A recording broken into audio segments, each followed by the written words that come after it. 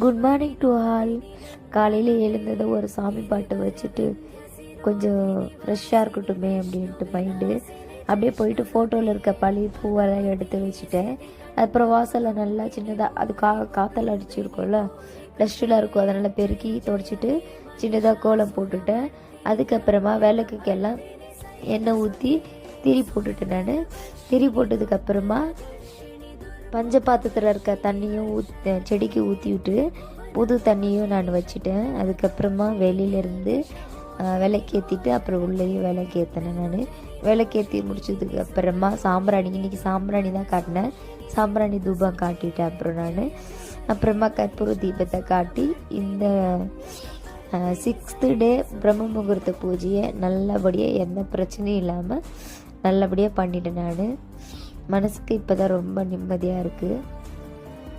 Okay, next ஷார்ட்ஸில் பார்க்கலாம். பாய்.